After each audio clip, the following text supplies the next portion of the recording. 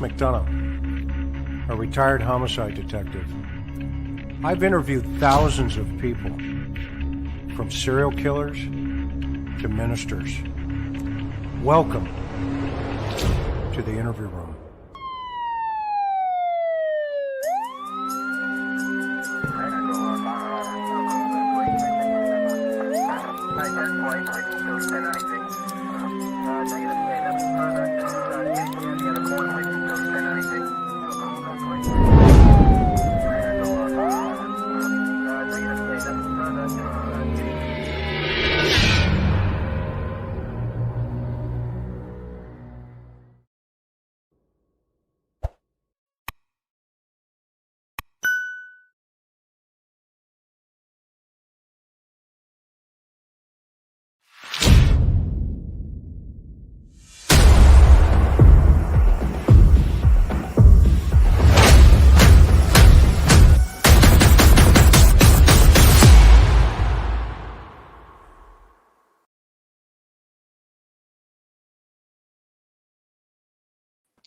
Welcome, everybody, to the interview room on this wonderful Sunday evening. We're so excited that you're with us this evening, and boy, have we got an amazing program for you this evening. We're so excited to have our guests below, as you can see. But before we get started this evening, I just want to remind everybody, tonight is going to be one of those very sensitive topics. So if at any time during this program, you sense within inside of yourself that it may be a little heavy for you, just always remember you can click off, and at some point when you feel a little bit safer and a little more comfortable, you can come back and watch the rest of the program. So the first thing I want to do is thank our mods for being here, Miss Sophia, Teresa M, Mimi J2, and of course Maui Girl. Without you, we cannot do this program because you keep our chat safe as well as classy. Boy, we've got an amazing, important show.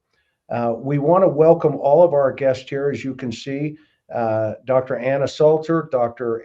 Ann Burgess, and of course, Andrea Constand, and of course, Dr. Brucato, who is running late. He's on a train in Manhattan, and anybody who knows Manhattan knows that he could be a couple minutes late. He texted me and says, start without me, and when I get a chance, I'll jump in. But so I just want to read a couple of paragraphs about these wonderful human beings in front of us. They are just amazing people. And of course, everybody knows Dr. Ann Burgess. She's a PhD and renowned pioneer in the assessment and treatment of victims of trauma and abuse. She is one of the original behavior science folks, and she is a legend, and I mean that literally. She is a legend. She's the author of Killer by Design, Murderers, Mind Hunters, and My Quest to Decipher the Criminal Mind. I have that book right behind me, and if you've not had the chance to go get it yet, go pick it up, and because you're not going to be able to put it down once it's in your hands. It's an amazing read. To the upper left-hand corner, our special guest here tonight as well is Andrea Constand. Did I pronounce your name correctly, Andrea? Yes, you did. Okay, not bad for an Irishman here. So she is the executive director of Hope and Healing and Transformation, or HHT. She started this organization to help other survivors build a strong foundation in self-care and healing. Andrea was a college basketball star from Toronto, Canada. She played at the University of Arizona, and after college, she was the director of operations for the Temple University women's basketball team. It was there that she met her predator, who we're going to be talking about tonight, and her story in relationship to crossing paths with Bill Cosby. Now, she also has a book, and it's called The Moment. You have got to get that book as well. All the links to her books are going to be down below as well this evening. So we've got a lot to cover with her. And Andrea, first of all, thank you so much for being here. Thank you for having me. And in the upper right-hand corner is another amazing doctor, Dr. Anna Sulzer. She received her PhD in clinical psychology and public practice from Harvard University, her master's degree in child study from Tufts, and she was a teaching fellow at both of those universities. She lectures and consults on sex offenders and victims from around the globe. She is obviously internationally known, and she is also the author of many books, several books that can also be found in the links below, as well as her full bio. But more importantly, she has written an amazing book called Predators.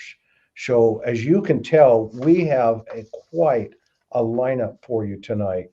But we're going to focus uh, on Andrea's story. There's a new documentary coming out. If or you can see it now on Hulu. Am I right, Andrea? Actually, there are ways to find it. It was released by the CBC. Mhm. So there are creative ways to actually access it. But right now it's been sold in many countries internationally, but it does not have a home in the US as yet.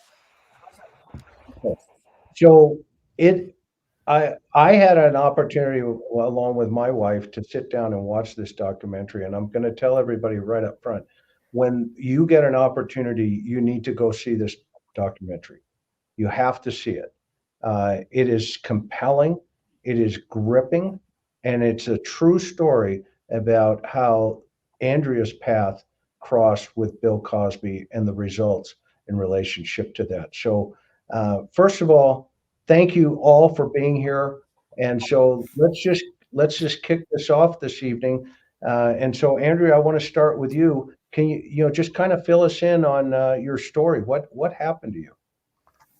Well, I always kind of, when I'm speaking to people, I kind of always say in my talks that, and it's actually mentioned in the documentary that the person that I was before I walked into Bill Cosby's house that night was not the person that I left the home as.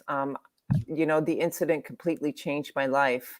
But it was a kind of it was my dream job. Was an athlete my whole life and played basketball my whole life, and all my sports world culminated in this wonderful dream job of an opportunity to work with Coach Don Staley at Temple University.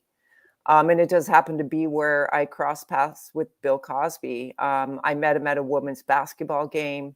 It was about a year after I had arrived to Temple University. I was really happy with my job. I loved my position. Um, I didn't quite understand his power because I am from Canada. I didn't understand his power as an icon, as the man that he really was. I didn't understand that world because I wasn't really exposed to his stardom, when I was growing up as a kid. But I did know that he was a pretty important person on campus, and that did not go over my head. And it kind of just started off very innocently, where he would call me at the office and ask me questions about sports, questions about the basketball program. And he kind of, looking back now, I know exactly what he was doing, and it was grooming. Essentially, the whole year and a half that I knew him was all just a matter of getting to know Andrea, getting to know who she was, getting to know what made her tick, what her world was about, and ultimately getting me into a situation like the incident that happened that night, where I was completely opposite of who I really was. I was a strong, free spirit. I had a voice. I was, very grounded. I had support and a good family. And, when I left his house after the incident that evening, I was a totally different person. And that really changed my life. What happened to me. So subsequently, I tried to bring charges a year later. And the district attorney at the time decided not to press charges because I had waited 1 year to report. And he had seen both Cosby and me in a less flattering light. And so it was his justification for not bringing criminal charges. But I ended up going to civil court. And after a few years, I was successful in that lawsuit against him. only to happen, only for 10 years to pass. And then in 2014, Hannibal Buress was videotaped in a comedy club in Philadelphia where he was talking about Cosby, and he was joking. And in his skit, he said, "Go and Google Bill Cosby rapist. There's more hits than Hannibal Buress." And that actually went viral. And it really just was kind of, for me, it was, a wound that was reopening. It was just like, I can't believe all these years after trying to move on that this is now front headlines again. And so that's kind of, it's kind of everything reopened again. And, it did lead to, a mistrial, it led to charges ultimately in 2015, but then ultimately to a first trial, which was a mistrial, and subsequently a trial almost a year later, in which he was convicted on 3 charges for indecent sexual assault, administering an intoxicant, and penetration. And he was convicted, he was sentenced. And I actually had the opportunity to be in the courtroom while he was, pulling up his sleeves to get ready to be handcuffed, to be taken off. And it was just, looking back on it now, it's just such a surreal experience. Some people, they'll say, like, look at you walking, in the courthouse. And I'll say, like, I can't believe I did it. Like, I can't believe that's me. Like, it's just very surreal. But it was very difficult, very painful process. But I made it through. And, it's thanks to, Dr. Ann Burgess and people like Anna Salter, who have changed my life and my ability to become the person that I am today, and to have a healing process, and to understand predators, and to understand what truly happened to me and how it impacted me. And I think, being in their presence now, it just, it's just very powerful for me to be in the company tonight. Awesome.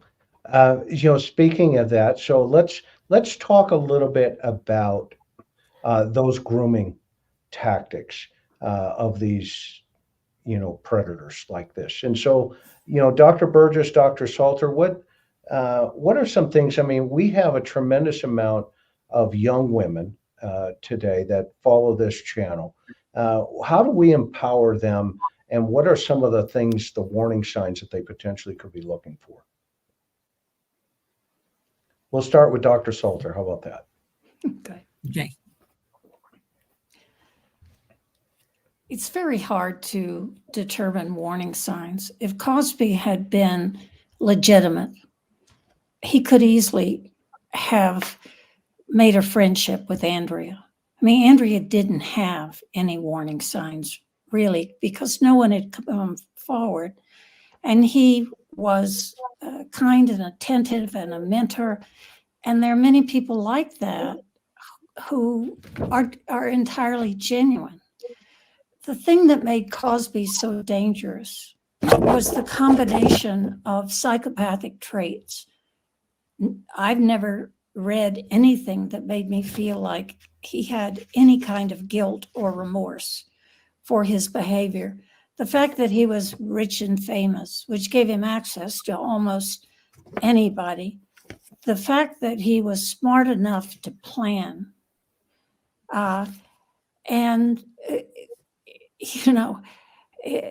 The odd thing about him was that most groomers, or many groomers, do not also use drugs. So he groomed and groomed and groomed, but then in the end, he used a violent means that victims had no chance of repelling. I mean, once they took the drugs, they were helpless. So he was a combination of several things that make predators really dangerous. And that's what she ran into. Had he just been a groomer and not used drugs, she'd have gotten up and walked out. Right? He would not have been as successful. He just picked the wrong woman this time, folks. He often picks teenagers, kids who didn't have a voice, and I don't I don't think he had any idea how determined an adult with a history of sports, because I do think that makes you tougher, could actually be. Mm-hmm. Anne, Doctor, you agree, Anne, or yeah. other thoughts? I would agree with it. Am I muted? Am I okay? Yeah, I you're on. definitely would agree. Yeah, I definitely would agree with that assessment. And then when I heard more about the other women that he had assaulted, it just was incredible about how smooth he was in terms of his grooming. He would pick specifically. For Andrea, it was getting into sports and maybe broadcasting, things like that. For others, it was modeling. And he would say, I can make connections. And I'm sure he could. And he probably did. So he was able to really lower the risk level, if you will, for the young woman, to not think that this was anything but a very caring, legitimate person. And I would agree that the fact that he had to use some type of drug and disguise it, for example, saying, you seem, if you're a little stressed, you've had a bad week, here, have a glass of wine, and that will relax you. Well, that seems pretty normal. And what they wouldn't realize is there was a drug within the wine. And I think that, and the next thing they know, they would wake up and realize something had happened. I think what was so unique with Andrea, and I would absolutely agree with Anna's Dr. Salter, is that he picked the wrong person. And it still took her. Yeah, the wrong woman, absolutely. And it still took her months until she finally realized what was going on, then was able to tell someone. I believe her mother was her first person, and together they worked out. The mother took a very strong approach, of course, and that's how it all worked out, that she was able to report it, but she even ran into trouble that way in reporting it. It was not easy. She has had a totally uphill battle, but what she has done for others, and I think after her, about 35 or maybe even more than that, women came forward. And there was just no stopping what happened after that. So, Andrea, Go ahead. Let's just not forget that he was America's dad. Yeah. Right? Yeah. So it's that's the whole dichotomy. That's who we thought he was. And so it's that always thing, like I say now, if I only knew that there were 60 plus women back then, I would have never been alone with him, because I thought he was America's dad, just like everybody thought he was America's dad. And I just want to add that many women blame themselves because they didn't see it coming. This guy you couldn't see coming. And this is one of the odd things about people, to me. They believe the person is like the role they play. I've written several mysteries, and people come up to me and say things like, I feel like I'm inside your head. I'm like, no, it's not me. It's the woman. In some of them, the woman owns 250 things. At the time, I had tiny twins, and I probably had 250 things in one room. But they don't distinguish the role or the protagonist or the actor from the person. I do think we need to be a little less naive about that. Interesting. So so do you sense that folks don't have the capability to separate, or do you think social media in today's world is making it like a lot more challenging? I mean, how are you so brave through this, and where did you find the inner strength, Andrea? How did you find that inner strength? I think my inner strength was really driven by the support system I have. And I mean, let's not forget, I know we're talking a lot about victimology and but I just, understanding the trauma that's kind of like looped into the topic that we're talking about, I think that we wouldn't be able to, something is just like, you have to talk about it on the show. It's the most uncomfortable thing to talk about, but we have to talk about it. But it was extremely traumatic for me and my family from the beginning, from the moment that it happened to me. It was traumatic. I lived with post-traumatic stress disorder the year following the incident, and it was unreported. I was sitting in silence, meaning I was keeping a secret, and it was really unhealthy for me to do that. So being able to tell my mother, who was one of my biggest supporters, I had a great family who stood by me, who believed me when, I didn't think the police even believed me. It was like, who's going to believe this, right? So I've had a lot of people who just probably didn't believe me in the beginning, but my family always has. And I think it was really my drive for wanting to have healing and having closure, and to really kind of like put this behind me. And I think ultimately I had to be fearless. I had to be fearless in the face of like a David and Goliath situation. It was me against, in my mind, it was me against the monster. But in the media, it was me against America's dad. And so it was, it was really tough, really traumatic. It was years and years of trauma that I dealt with. But also in the background, I had victims advocate, support from other survivors, like, Chris, just knowing that I wasn't alone, that was huge. Knowing, like, it was so painful to know that there was so many other women out there who were in horrible situations, dealing with the same things that I was dealing with, which was drugging, alcohol, and sexual assault and sexual violence. And so just knowing that there were other women out there, I think that was part of what even drove me to be fearless, to go get the justice that I so wanted. I just didn't want it for myself. I wanted justice for all the other women who weren't able to get justice. But in order to get that justice, I had to go through a lot of trauma. Yeah. No, I can see where that athletic drive, to help, just, make sure that you're going to, empower everybody around you. What did the police do right? And what did they do wrong? It's a two-part question that, lifted you and gave you that empowerment, and what kind of disappointed you while you were going through all of the healing process and the belief and the story as it initially presented itself, right? Yeah, it was really just, there's a lot of boundaries along the way. Victims face a lot of boundaries in different ways. They face boundaries in reporting to the police. And I must say that I as scared as I was, and I just blurted out what happened to me. I didn't care whether the police believed me or not. It was important for me to say what he had done to me. I didn't care if they believed me. I just said, this needs to be known. It needs to be known what he did to me, and what he did to me, that it was criminal. And so, for many people, my situation is not the average, what a victim would go through.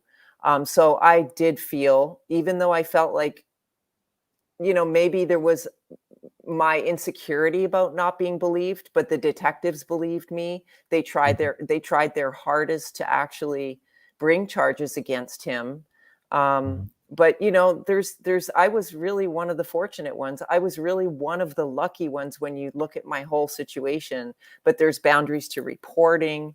There's boundaries to even getting to trial. Many situations don't even get to trial. They're often dropped before trial. And then the boundaries to getting convictions, to getting sexual assault convictions.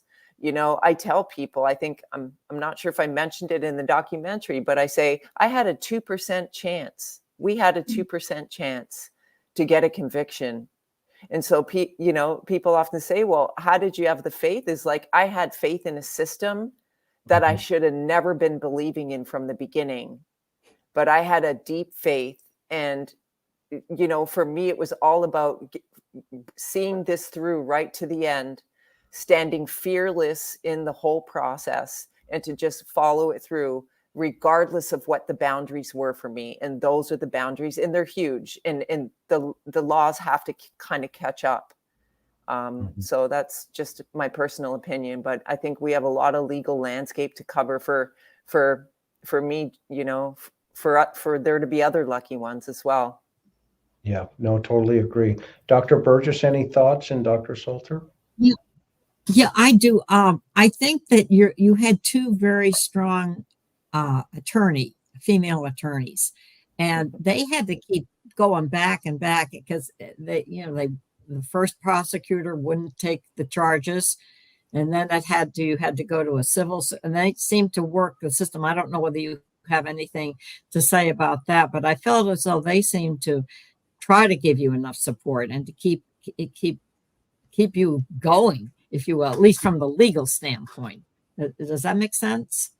Oh yeah, they were just like my pillars. I mean, they're just, you know, extremely experienced lawyers who never gave up.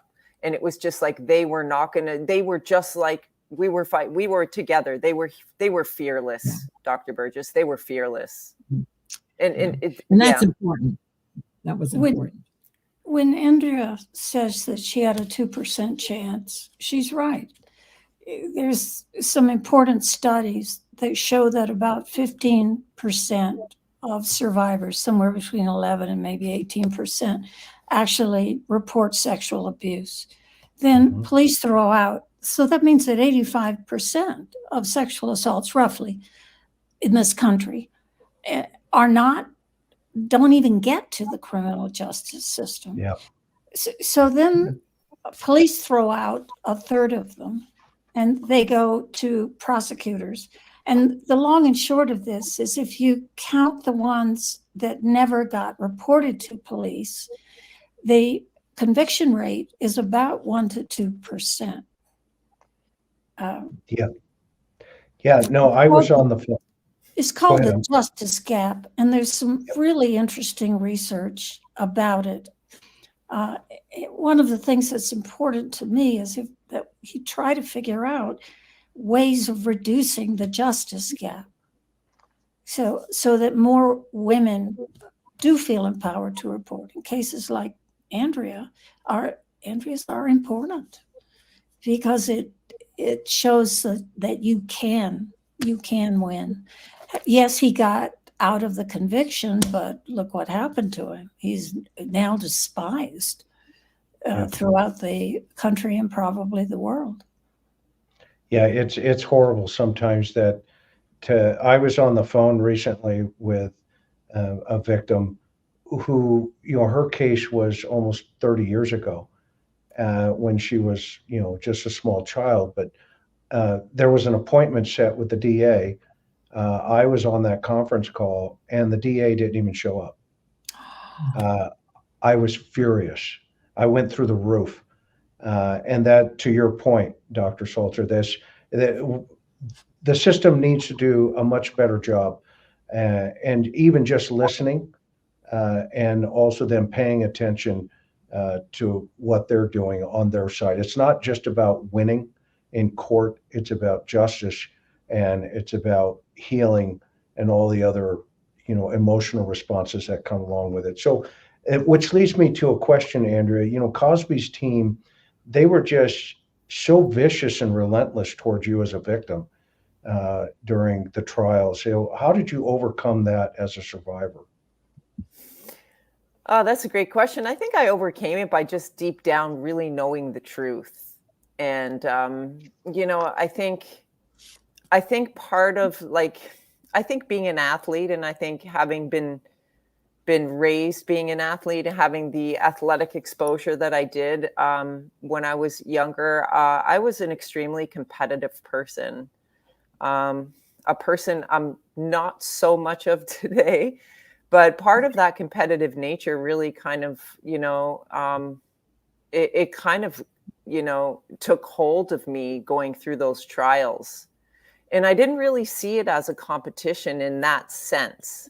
But for me, it was kind of like going to be a mental, spiritual, and physical marathon, whether I got through this alive, whether I got through those trials alive.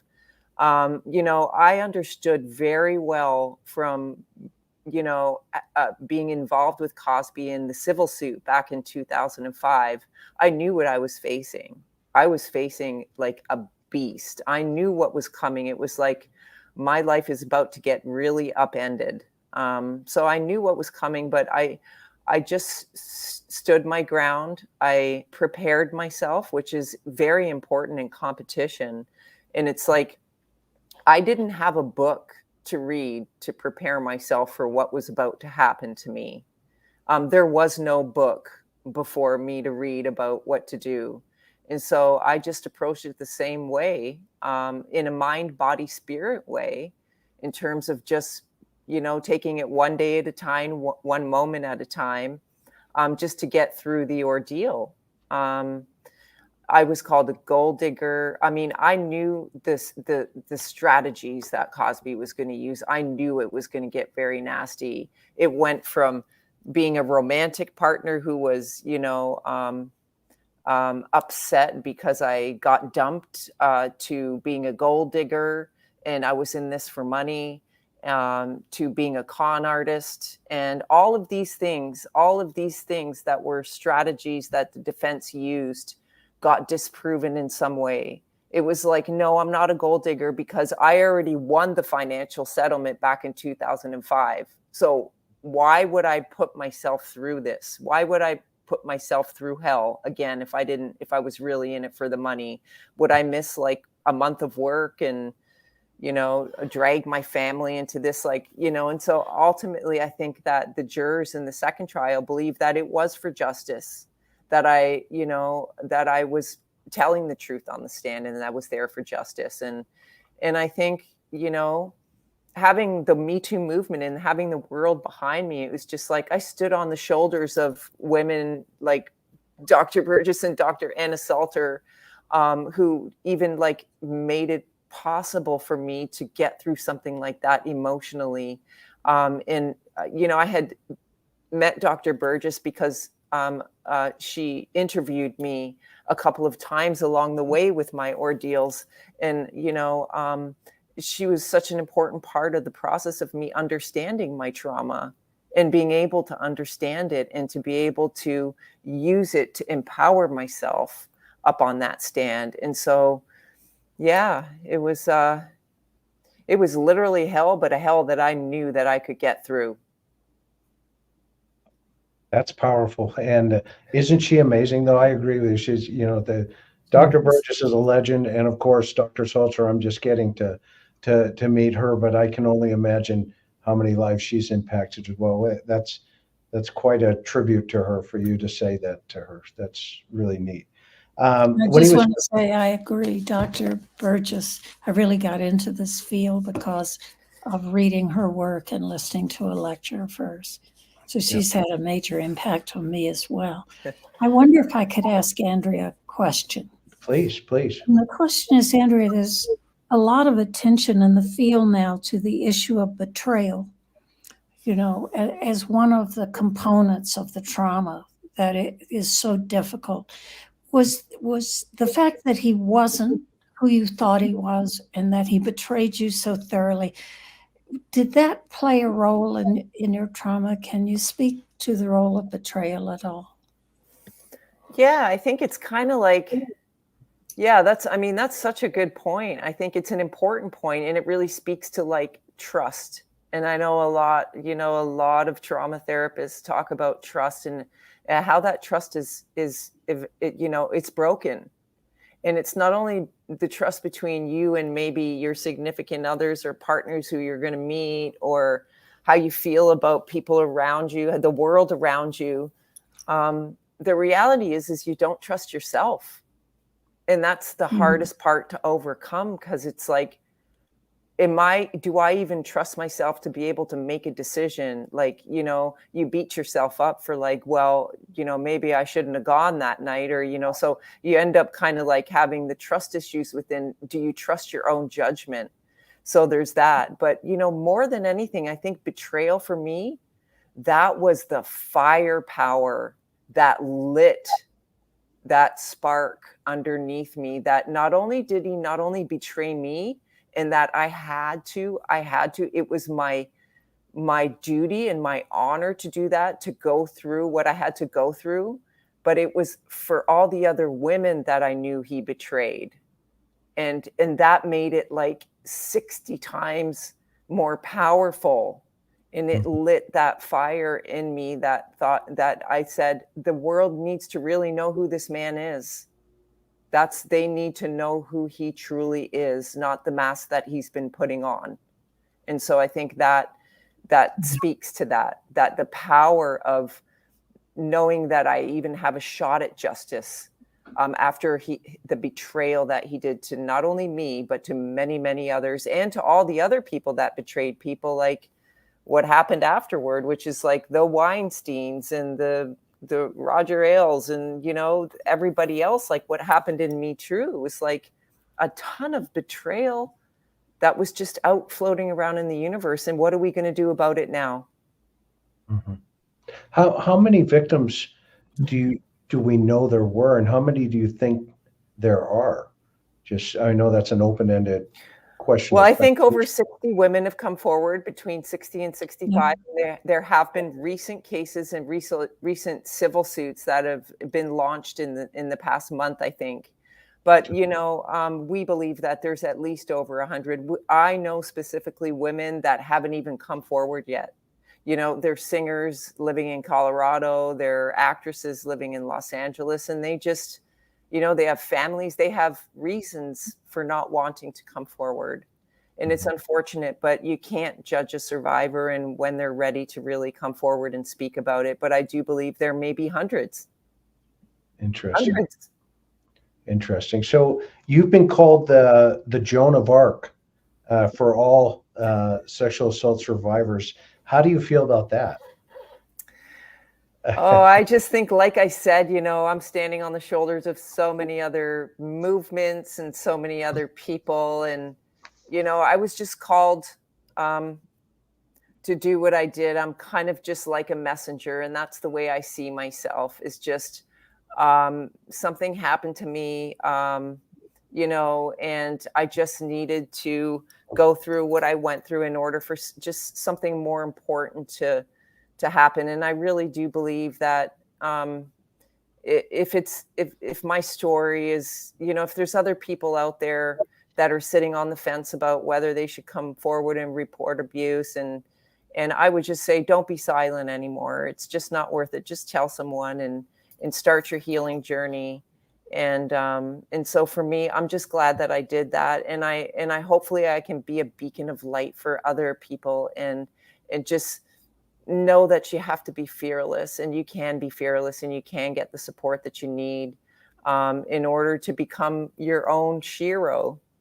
We're all shiros, but mine just happened in a very, very public and often very shameful way for many survivors. It's shameful. And, so yeah. How did you feel when he was found guilty?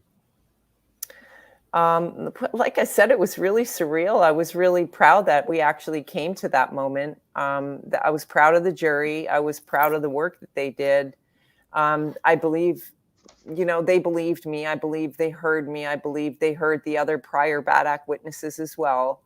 And so when I heard those words come out of the juror's mouth, the juror foreman's mouth, it was just like, I think I just vibrated in my seat. I was sitting in the first or second row, and I just squeezed my victim services support person's hand. Every time I heard guilty, I just squeezed her hand 3 times.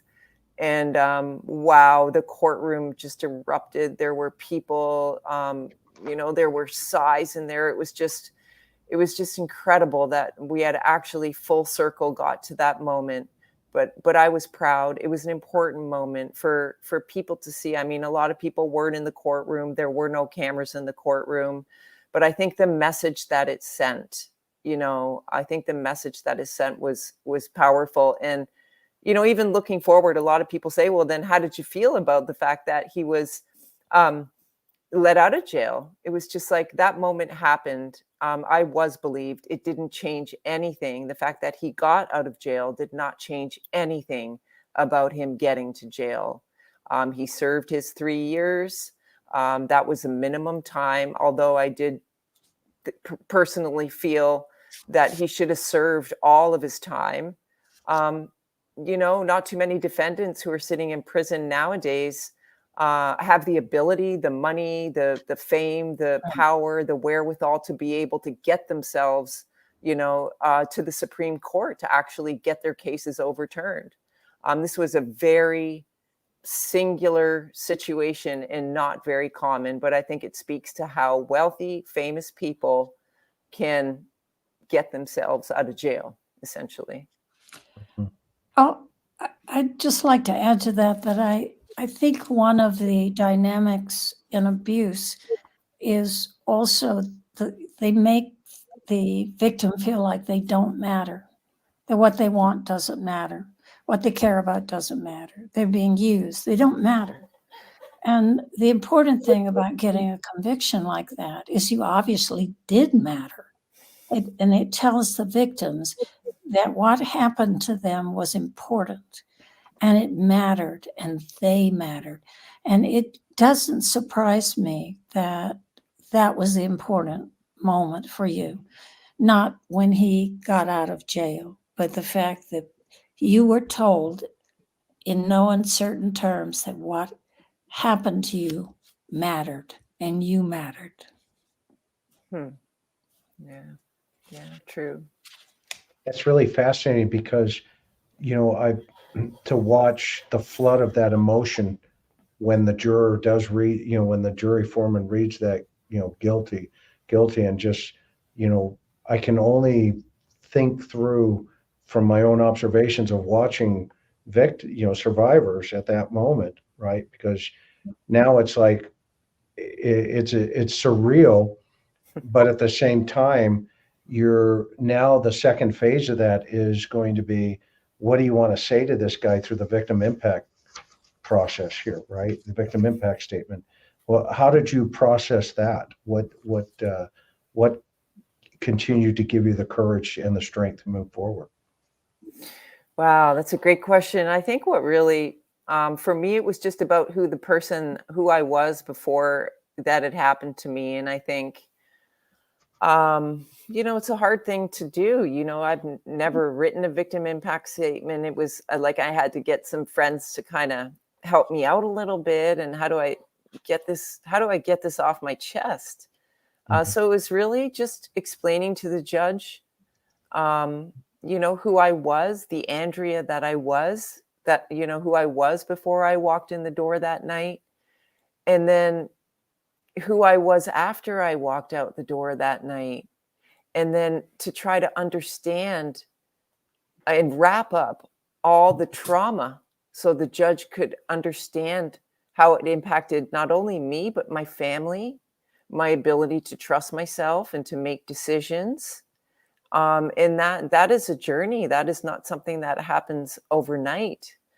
It takes many, many years to kind of come full circle with that. And I think I was able to just put that into words. And I think something that the judge mentioned, that he read back to me in my victim impact statement, was that, that Cosby basically broke my spirit, and I think the judge kind of repeated and understood when he read that. It was like he broke that Andrea, like he completely put his hand through the glass and shattered me. And I think the judge was impacted by that. But that's what happens not only in my situation, but in many other people's out there, you have a completely different frame of a window that you look through after these things happen. So it's a different landscape of a person that you are. And then you're fractured and you have to spend your life putting yourself back together to get a vision of what that new window looks like. Interesting. That is a great analogy. It really is. Dr. Burgess, Dr. Sulzer, any thoughts on that? I wonder, I wanted to comment on one thing that I really hadn't realized until I think Andrea said one of the reactions her mother had when she learned. And I think Dr. Salter hit this in her appraisal of Cosby, of how dangerous he was. He gave Andrea pills. And he didn't know how many, there were a number of pills. They could have had a terrible effect. I mean, that's very dangerous to play around with alcohol and medication, even wine or whatever. And I think that's forgotten a bit. And it gets to that whole notion that sexual assault is not about sex, but it's about dominance and control and power. And that he had to have Andrea, as well as obviously some other of the other women, in a totally helpless position, unconscious, to be able to exert a crime on them. So I think that I just don't want people forget about how dangerous this is. It isn't just, and people do oftentimes just misinterpret what a sexual assault is. So all the more that Andrea was able to bring this case forward, that nobody else could at that time. And I think the other kind of forgotten person in this, I don't know him at all, but the comedian that brought this out in one of his monologues or whatever, that did it too, because nothing would have happened to Andrea, right? If he hadn't made that comment, I'll go Google Cosby, the rapist or something. I just thought that was talk about a way to wipe this wide open again. Yeah, I do want to agree with that. When you want someone unconscious to have sex with them, you're basically simulating death. They have no ability to know what's going on. They have no ability to resist. It's like the ultimate power. And that, people with a power drive that strong, even among offenders, that's unusual. Yes, you have your fraternity kids, but this kind of adult serial offender who wanted all these women to be unconscious and unresponsive is really scary. Yeah, and I also think that my mom was just concerned about, I think my mom had said, how did you know, my daughter could have died. Right. And the reality is, and I think you both could probably speak to this, is by the time that he got to me, he had done this so many times that he actually knew that by giving me 3 half blue pills, whether they were, quote unquote, Benadryl, which he said he gave me, or Quaaludes, which he probably still had access to, how did you know that I was what if I didn't wake up? What were you going to do? Call 911? And the director of basketball operations is on her way to the hospital in an ambulance and ends up dead. I mean, it just goes to show you the methodology that he had this down to a science. Oh, you're assuming that you're assuming that he wanted you to be alive, or that he would have cared a lot if you had died. And I'm not sure. Right. I'm not sure that's true. He was walking right on the edge, and he knew it. I haven't seen any evidence that he would have called 911 or had any great regret if you hadn't woken up. Or the other thing, he let her go home. She had to drive home. And Andrea, you said you hardly remember doing that. I mean, you were in a fog state from the medication. I mean, you could have Yeah. had a car. Yeah. It was I just mean, like, it's so dangerous. yeah, I think, I just had the wherewithal to be able to get myself home. But I really was in a fog. But, one thing that the drive home did for me was the images started coming to me. I started remembering what he did to me. And I started, and by the time I got home, it was just like I jumped in the shower and I just cried. And I thought, why on earth would he do that to me? And that's when I understood what a very sick man he was. That's when I realized he's a sick man. Sick man.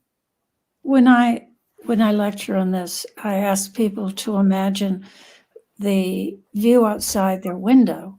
They go to bed every night. They're familiar with that view. What would happen if you woke up in the morning, you went through the window, it was an entirely different landscape. And that's the depth of the shock, because the world was not the way she thought it was. He was not who she thought he was. She looked out of her window the next morning and saw a totally different scene. It's amazing because, we always talk about the three lives that we live, right? Our public life, our private life, and of course, our secret life. And all sin and all crime occur in that secret life. And he was a master of disguise in terms of he's a chameleon, which is very typical for, a sadistic personality like this. And I know I'm preaching to the choir, but, from an investigator's perspective, it's always this idea of, that's impossible in perception. Yet behind that scene in that secret life is this very organized, calculating, I'm going to take your power. I'm going to do all these violent things to you.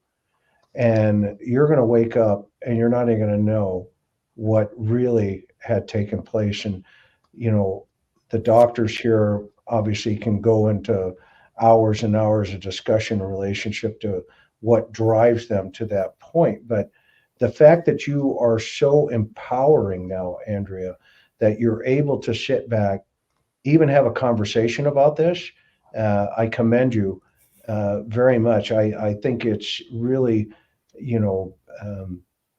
I think it's really neat that you're able to do this, and with the organization that you've put together, you've been able to channel a lot of your energy into that, and at the same time, right now there's almost just under 1,000 people watching you. So think about this in terms of an arena. You are actually talking to an arena of people right now live on YouTube.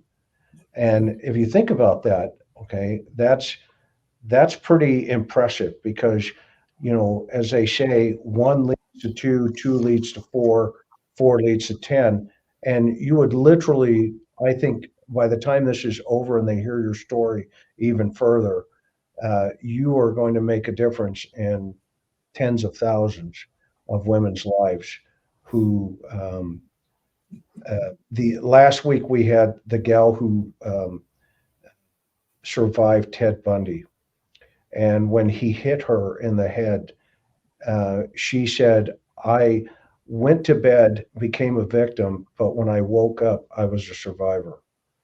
And she and of herself, there's so much similarity in terms of how you're presenting yourself. So Dr. Brucato just joined us, and whoops, he just dropped off. So he'll be back in a second. But so the documentary, fascinating documentary. So tell us about the name of it. Number one, there's Dr. Brucato. Hi, Gary. Hello. Sorry about the delay. No, you're good. And so tell us, number one, about the documentary. And it brought you together with other victims from Cosby. And it was so powerful and compelling. Share that with the world. What's the name of it, where they can see it, et cetera, et cetera. Give us details on that documentary. So if there's any Canadians tuning in, they can actually just go to CBC Gem, which is where it is now available. It's 2 episodes, and so you can see it on CBC Gem. It has launched internationally as well in many countries like Sweden and England and a few other countries internationally, but I've only had a handful of people in the United States. It's called The Case Against Cosby. It does not have a home in the US right now. And it is a very important story. It's a story about surviving. It's a story about understanding trauma. It's watching what trauma looks like in motion. It's watching what survivors do when they come together and they're not alone. And I think, and to witness that, watching people go through trauma is very uncomfortable. It's very painful. But until we understand that trauma you can heal in a community setting, you can heal together. It's a lot easier to heal when you're together in a community. And I think for me, as a founder of Hope, Healing, and Transformation, that's what we do. In our healing circles, we have monthly healing circles where we come together and we share. We take the shame away from what happened to us. And I think in the documentary, that's what you see. You see women who are able to understand and actually come together and see the power in overcoming, sexual assault and sexual violence and sexual abuse. And so I think in a nutshell, that's what it's about. It's a little bit about my story and my legal journey, but these other women's stories are very important as well. Very important. And yeah. So we're looking for a home for The Case Against Cosby in the United States, but some people have actually been able to download it. So hopefully Netflix picks it up. If you're watching tonight, you've got to grab this documentary and put it in your pipeline, because it is absolutely gripping and powerful. So please pay attention to what the audience needs to hear. And we supported Dr. Burgess. You were in this as well as Dr. Sulzer. And Dr. Burgess, you made a comment that says trauma does not ever completely go away. Help us understand that piece of the puzzle. Well, that's the where the research took us. It started in the 90s and then it really got going in 2000. But in the we have a fear center in our brains. It's called the limbic system. And when that gets assaulted, which it does during a sexual assault, it incapacitates the person and becomes very fearful for a lot of things in the environment. And it's very hard for people to get back to any degree of normalcy. I think Andrea has said that she started out that evening as one person and went home as another. And I think that's where you have to try to, from a healing standpoint, is to neutralize that awful, awful fear that got assaulted. And I just wondered if you wanted to say anything, Andrea, about the you had a therapist work with the five of you, and tell them a little bit about him, because he's a very well-known therapist, as I understand it. And you said, it was a very creative. Yeah, so we came together, and actually the documentary filmed a retreat, a trauma retreat, where we all came together and worked with Dr. Gabor Mate, who is a world-renowned trauma physician. He's from Vancouver, British Columbia. He goes around the world. He's written books. He also interviewed Prince Harry not too long ago about, his own trauma with his mother.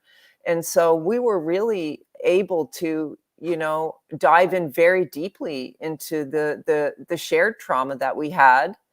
We were all survivors of Bill Cosby, but we were all there in all stages, different stage of our healing process. There were some of us that had done therapy, and another woman who had never done a day of therapy in her life. And I think we all walked out of that more empowered, better people. And, you know, in a nutshell, it was all filmed. And I think to actually see that trauma being filmed, and it's very uncomfortable. That's why, but it's so important. It's so important that people see it, but that they see that, yes, trauma is difficult, but you can overcome it. And I think that speaks to going back to the receptor of what Dr. Burgess spoke about. Like, at the end of the day, you can heal yourself. You can be the person that you were meant to be before it all happened. Interesting. Dr. Salt, any dovetail into those comments? Well, I was just thinking that one of the things that seems to happen, not just to survivors of sexual assault, but to people who have horrific accidents and become paraplegic or survive hurricanes and so forth, is that they move from an unrealistically optimistic view of the world to a trauma-based worldview. And that's one of the things that doesn't entirely seem to go away. And there's a lot of research that shows we think everybody else will get cancer, but we won't. That we could win the lottery, but we'll never get leukemia. I mean, this is an optimistic species. And one of the hard things, it seems, and you can tell me if this was true for you, Andrea, about trauma is you realize that the world doesn't always make sense. Now, obviously, you look at things, we should all know that, but we don't. We think somehow we're different and nothing bad is ever going to happen to us. We have a sense of personal invincibility. And that worldview seems to shift when something horrible happens to you, and you realize that there isn't always, bad things happen to good people, and bad things can happen to you as well. And then it seems like survivors fight their way back to a view that there are good things and bad things, because immediately after trauma, a lot of survivors feel that they were somehow singled out and that bad things will always happen to them.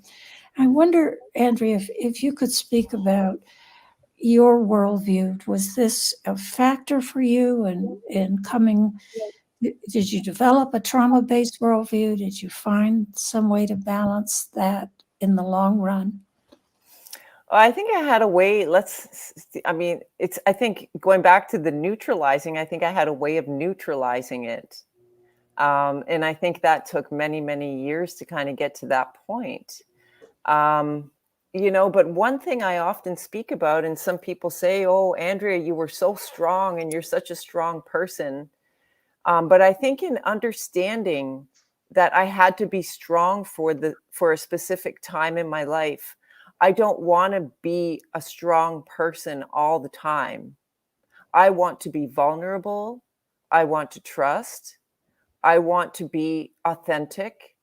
And I think in finding that authenticity and finding that new worldview of who I am, you have to be vulnerable. You have to be, that is the new thing of living moment to moment, of having your feelings. Because one thing trauma does is it disconnects you from your authentic self.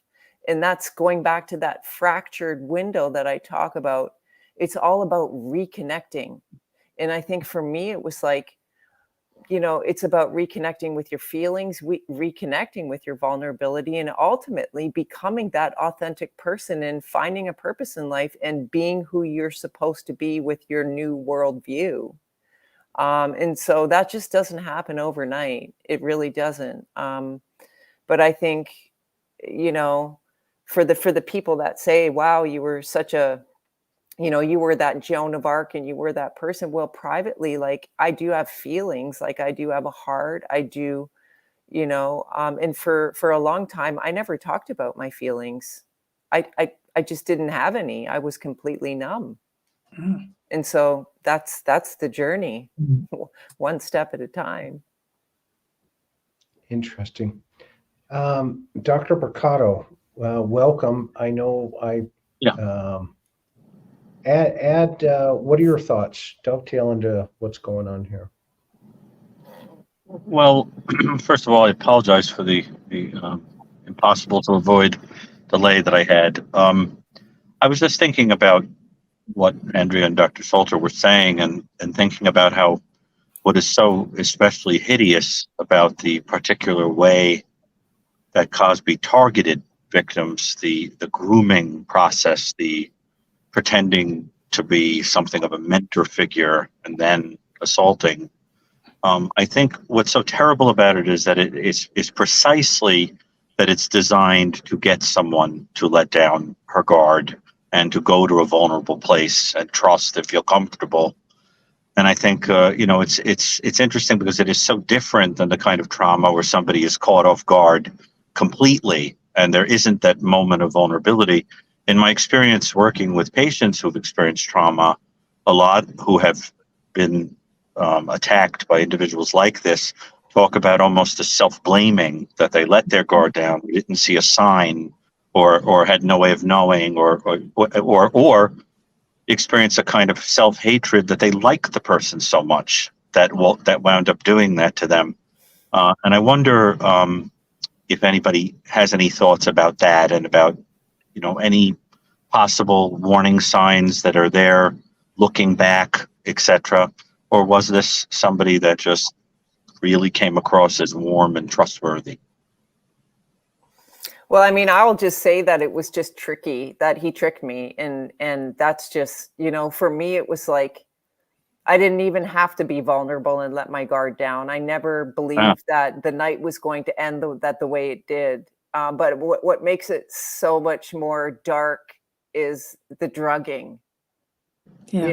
to get me to that state. It was just like, I was a strong, powerful woman who could have fought him off, and so I think for me, just, not knowing that I didn't even have a chance to fight back, that could, that disturbed me, I'm sure, at one point along my journey in my trauma. One of my Absolutely. favorite, Please, one of my Dr. one of my favorite quotes of all time is by Gavin de Becker. And if I ever get a tattoo, I'm putting this on my forehead. It says, niceness is a decision, not a character trait. But all of us are raised to believe that it's a character trait. And it is very, very tricky being that untrusting that you assume someone could be that warm and that kind and really be tricking you. And I think that's one of the hard things when you say you lose your trust in yourself. One of the hard things is people are forever thinking they should have seen it. They should have seen it coming. But with someone as good as he was, I don't think you are going to see it coming.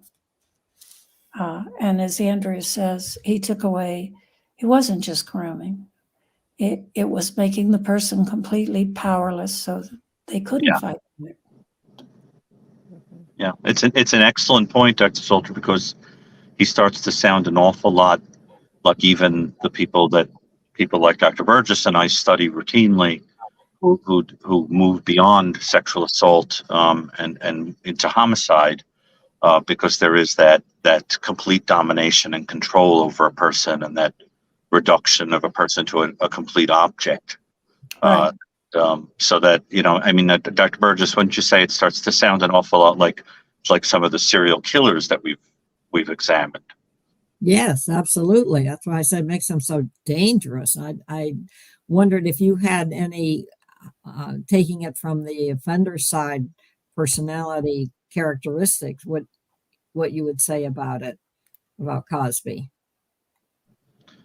Well, it's interesting because in offenders that use drugging or blitz attacks or things like that to assault an unconscious person, what we tend to see, I mean, you saw it even in Ted Bundy to a certain extent, who would even ultimately go on to assault people that were deceased for an exaggerated thrill from complete control over a person, is they're generally profoundly narcissistic individuals who are essentially interested in the using of a person as a kind of marionette or an object.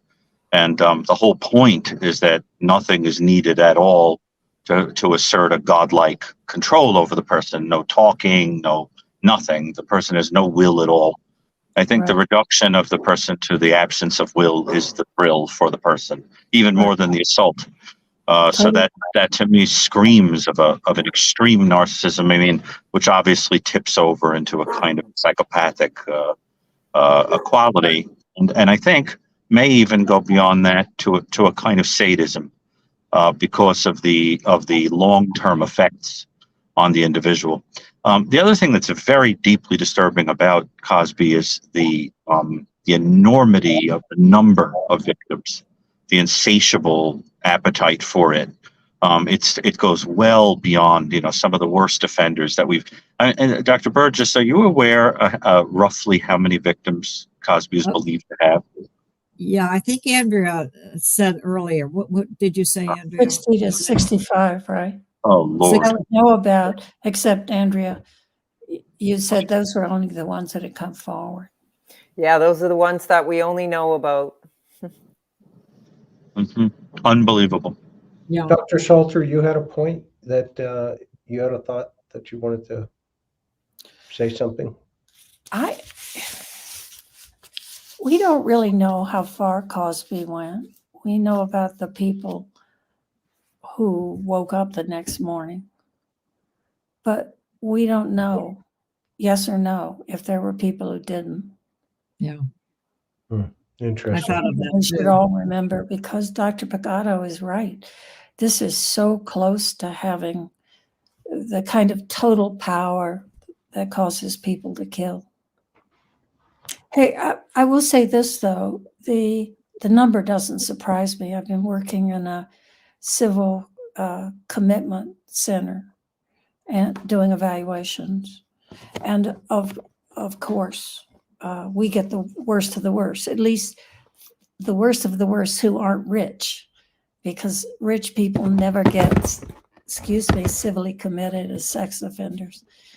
And it is not unusual to have 90 or 100 victims. And I have a training film out, and one of the men was an athletic director in a middle school, and he told me he had approximately 1,250 victims.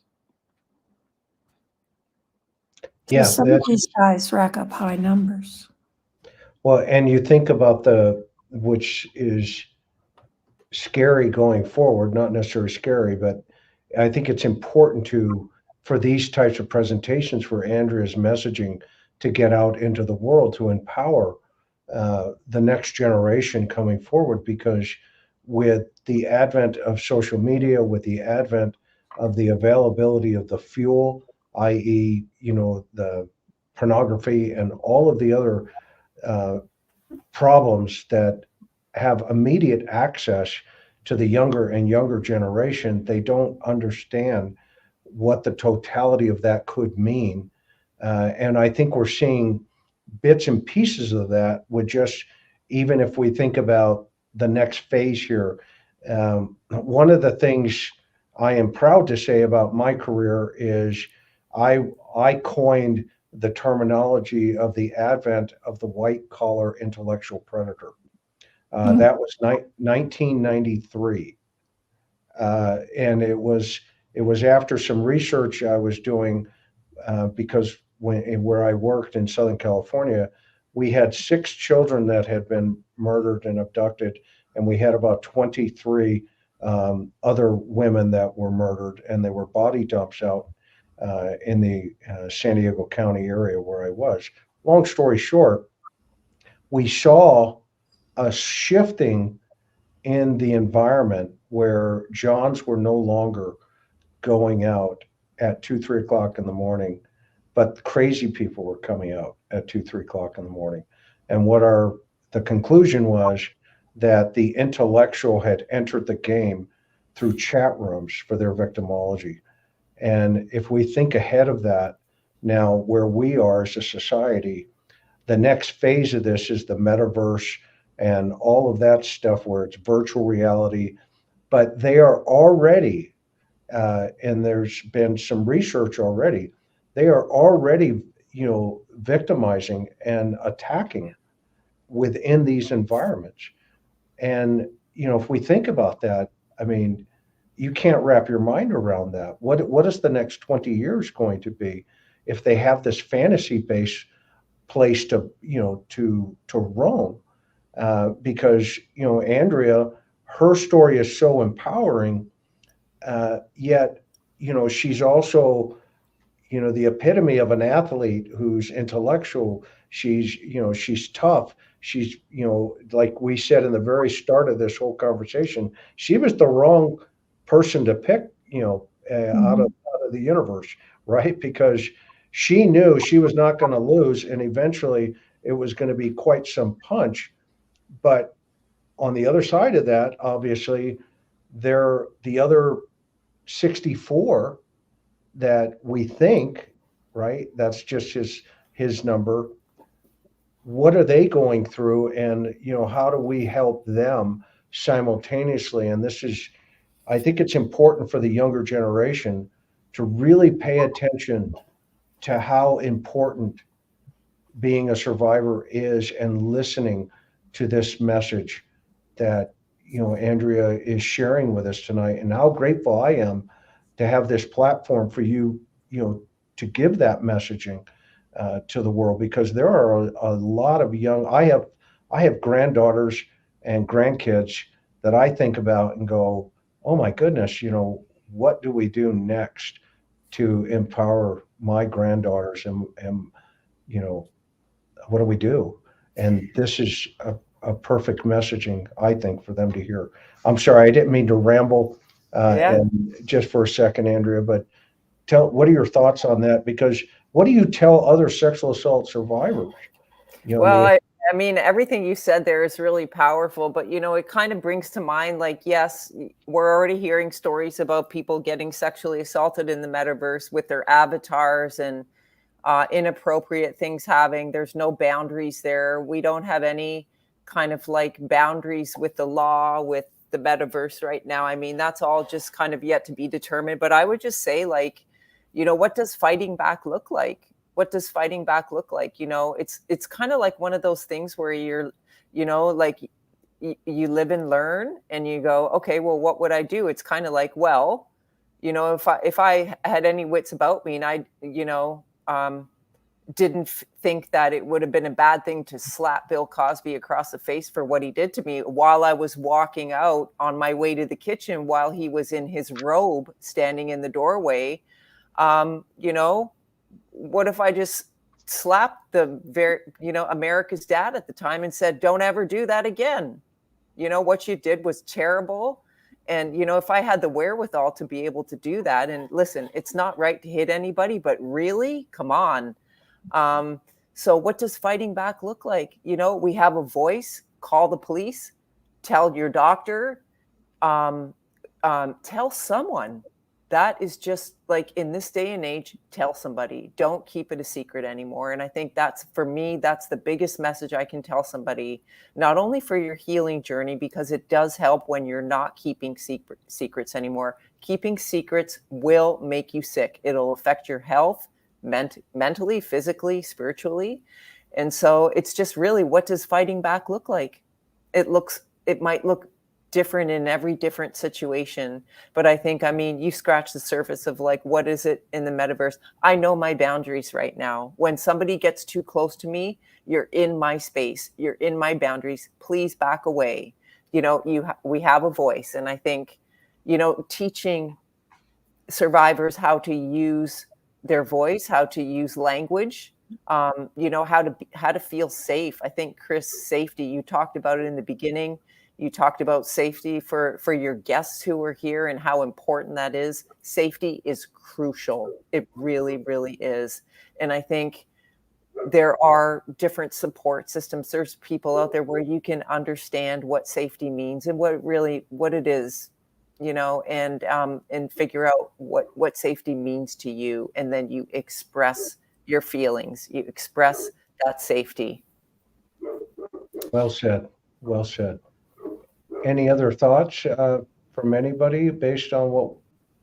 And just one, Andrea, people really high in psychopathic traits without a lot of guilt or remorse, they're focused on winning. I don't think it would have mattered at all if you'd slapped Cosby, because he still would have thought he won. What you did hurt him much more, because you took away his reputation. And there's clearly enough narcissism there, as Dr. Brucato points out. There's plenty of narcissism there.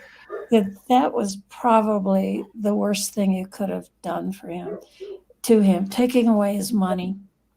He had more, but making the shadow life known, that's a whole different story. If you had slapped him, he would have just likely, and this is just an assumption, he would have thought it indicated how much he had won, how badly he had hurt you. I don't think that makes sense. That makes a lot of sense. Yeah, in the documentary, when you described his reaction the next morning, it seemed so smug to me. There was no remorse, right? None whatsoever. No, have a muffin. I won. The game is over. Yeah, they're past feeling, right? I mean, they don't know how to empathize. They don't know how to, to really see the depths of the damage. Because, when you, to your point, Andrew, when you walked out that door, this idea of now what, and all of this just comes at you, and it's just this heavy environment where you didn't ask for that.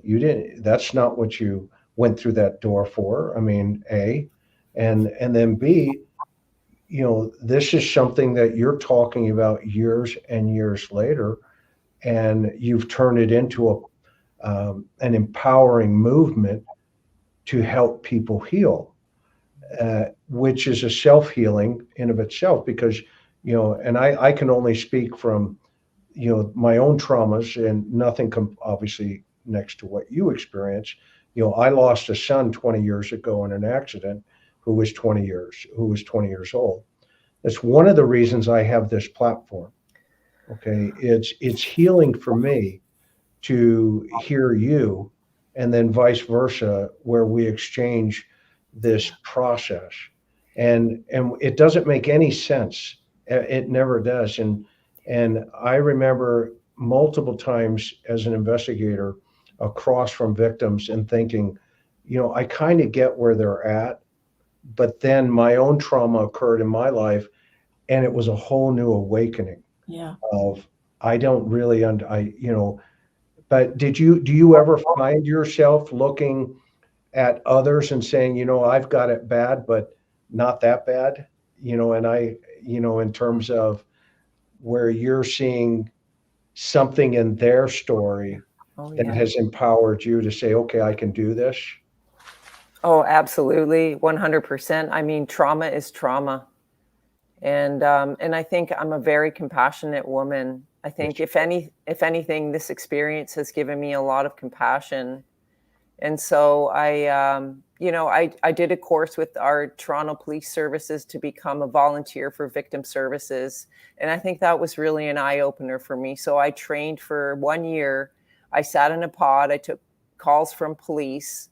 I spoke with victims who were in car accidents, whose spouses had been murdered, literally suicidal people who were literally in the process of committing a suicide. or following through with the suicide in that process. And I think for me, that really opened my eyes to what people go through. And I think for me, sitting in the pod and helping people, it really put myself on the other side of trauma. And like oftentimes I had to disengage and really help them and feel them and give them the resources that they need. And so I think working with the Toronto Police as a victim services volunteer really changed my world in understanding, not only sexual assault survivors, but all survivors, even survivors of elder abuse. It just, you name it, anything that comes through the police that police get called for, we're there to support them and to hold their hand and get them through. A lot of domestic violence, domestic assault, intimate partner violence. That's what we call it now. It's not necessarily domestic violence, but intimate partner violence. So yeah, that really opened my eyes doing that course. That is so powerful, and it leads into a question here from one of our commenters or one of our audience. It says, can Dr. Burgess and Sulzer comment on the psychological impact on an abuser's wife?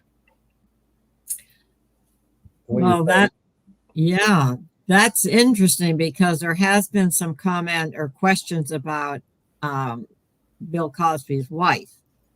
And there have been a couple of things, I think, and Andrea knows some of it. She was not present at the house, do I understand it, during any of these activities, that she was at they had another home in the area? She was never really kind of like intimately intertwined with anything. She kept at a very big distance. Yeah. And she certainly stuck with him, it looks like. I mean, I just have the media reports. But I think that the wife of an abuser is always it's interesting to see where they are at. I don't know whether Dr. Sulzer has any knowledge of this, or can you comment on abuse wives in general? Not of Cosby's wife, but I'm convinced that there is a spectrum.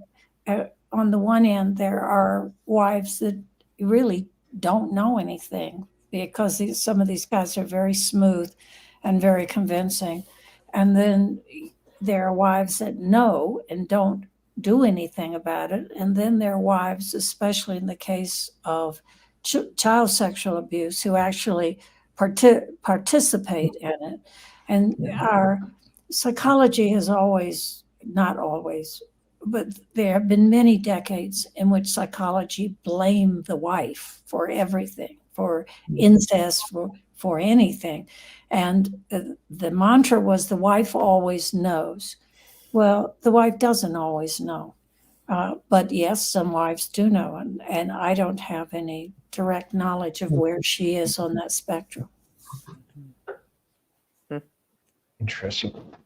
Well, I'll tell you, this has been an absolutely riveting and fascinating discussion here, a master class in survival.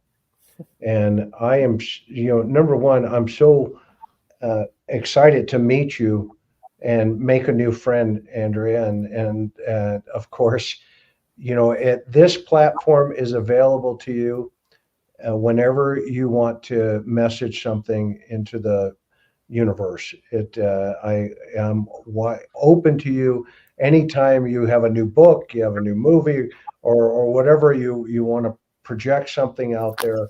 Please feel free, to reach out at this end. And we have a tradition here, by the way. So we always like to end on a very high note. And so I always give our guest get the final word. And so what will happen here is we go through the panel here. I'll ask, is there anything else? And then each one of us will start to drop out till it's just Andrea. Right? And it's that moment that belongs to you. You can say anything that you want. You can talk about books, whatever comes to your heart and your mind. Okay. And from there, we go to Hawaii. So when you're done, you'll see that a song will jump in, and it will be a song. The name of the song is Hawaii, because I've always felt the Aloha spirit is capable of giving us a really good frame of mind, and help us get to the next place. So if Nice. that's okay with you, Yeah. start thinking about what you would want to say. So Dr. Salter, we'll start with you, and then we'll go to Dr. Brucato, and then Dr. Burgess, and then we'll end with Andrea. So Dr. Salter, final thoughts? I just want to say that people are fascinated by people like Cosby. But Bill Cosby isn't important. He's just another classic psychopathic offender. Andrea Constand is important. Bill Cosby is not.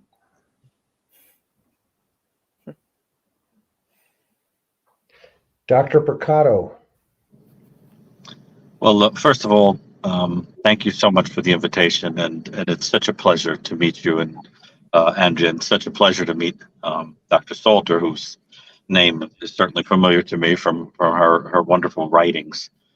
I'll just say that I know from the work of Edna Foa, for example, who's a very great PTSD expert, that trauma that affect people caused by other people are a lot harder to get over in terms of symptoms than trauma that are caused by things like earthquakes and storms and things like that. And there are all kinds of theories about why that is. And one may simply be that it's just harder to predict the behavior of human beings, so that it feels like anybody at any time could be a wolf in sheep's clothing or something like that. And that's what I've always thought is just so incredibly powerful about the whole story of you and the other people. The unimaginable numbers of people who have been affected by Cosby is the taking away of that ability to simply sit back and trust that a human being can be what they say that they are. There is a case in the news as we speak of a man being compared to Cosby quite a bit.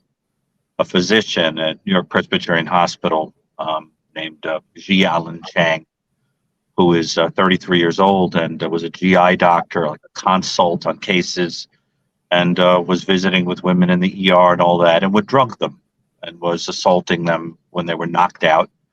And again, there's this sense of this unimaginable these numbers. I think what Dr. Salter said is true, especially when we're dealing with cases of sexual assault. The numbers can get really high. It's the serial killers where they stay lower, but the sexual assault numbers can get very high. And what's so particularly disturbing about that case is that those victims did not know that they were victims until the police brought them tapes of themselves that he was making. In your case, it sounds like, there was a waking up and having some sense of things. These people went on months, years later, and they were, got a knock on the door, you're in a tape, and you thought you were getting an endoscopy, or you thought you were getting a colonoscopy, and, et cetera. And so it's just important, I think, to put out there that these things still happen. Cosby isn't the last. There will be more of this. So that I think that what you said tonight is just so important. And I would bet that at least one woman listening has had an experience that she's been keeping to herself.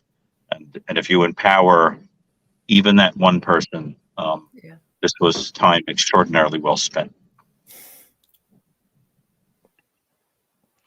Dr. Burgess. Yes. Well, this is something I've learned so much, even more, listening to Andrea. I always learn something that I haven't quite realized before. And I'm just so proud of you and your ability to really help others. I didn't realize you had worked with the Toronto service. I think that's wonderful. And I think everyone that you come in contact with and touch is just so lucky to have you by them. So I'm just so happy to see you. and to hear how things are going. And I hope we can get a home for your wonderful documentary, because it is very powerful and very good. And it's got to have an outlet here in the States. So thank you so much for coming on, and look forward to seeing and hearing more from you. Aloha. Sorry, Ann. I apologize. I echo everything that everybody just said. And Netflix, if you're listening, let's get this documentary into the hands of millions of people. Every person needs to know about this story. And Andrea, thank you so much. I'm so honored to have had you on the program. And again, you're invited anytime back. And this is about you. This is your story. And so grateful that you found it safe to share it here. So. All right. First, I want to thank everybody. I want to thank Chris for having me on the show. And I echo what everybody else said, in closing. But what I'd like to say is, especially to our listeners, I know, because the numbers and the statistics say that 1 in 3 survivors, 1 in 3 male or female, 1 in 4 people will survive something inappropriate that happened to them. And so my message is to you: tell someone. Don't be afraid. You can change your destiny. Dreams do come true. You can live with purpose. And I just want you to know that you're not alone.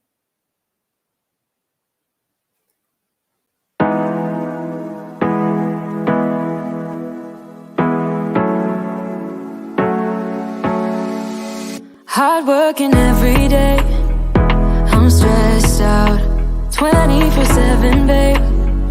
No timeouts, wish we could fly away. You and I go to our favorite place. Oh yeah, make special memories together. I'll be your company now and forever. I say we fly away, you and me, go to our favorite place. Feeling the sun on my face in Hawaii. With you, Hawaii. With you, Hawaii. With you, Hawaii. I need a summer breeze, some fresh air to put my mind at ease. No one cares. You wanna come with me? Me and you go to our favorite tree. Are you ready now? We jump on a plane now. We're taking away. Yeah, we're taking away. Don't hesitate now. We're taking away. Yeah, we're taking away. We'll never come down. We're going away. Yeah, we're going away. You and me. Feeling the sun on my face in a while.